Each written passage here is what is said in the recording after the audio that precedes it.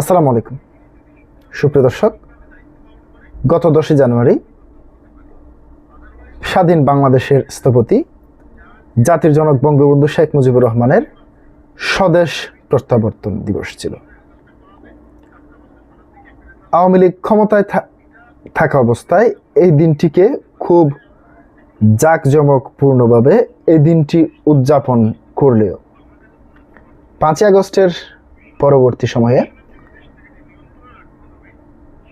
15 August জাতীয় শোক দিবস কিংবা বঙ্গবন্ধু কেন্দ্রিক যে সমস্ত রাষ্ট্রীয় আচার এগুলো এখনো পর্যন্ত কিন্তু সংবিধানে রয়েছে, মূলত এখনো সংবিধান পরিবর্তন করতে পারেনি।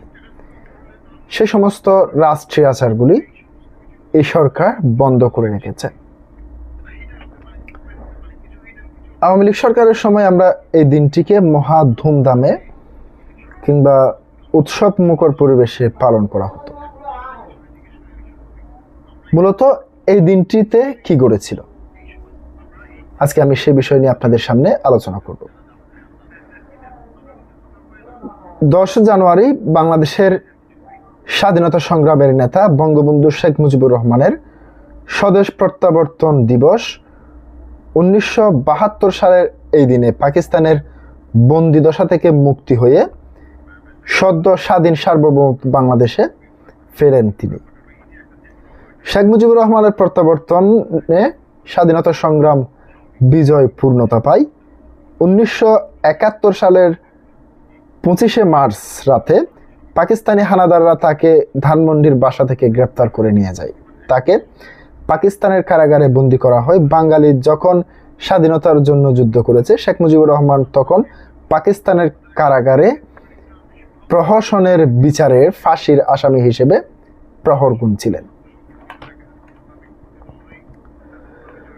এই ফাঁসির আসামি হিসেবে প্রহর গোনার সময়ও তিনি এক মুহূর্তের জন্যও তিনি আপোষ করেননি।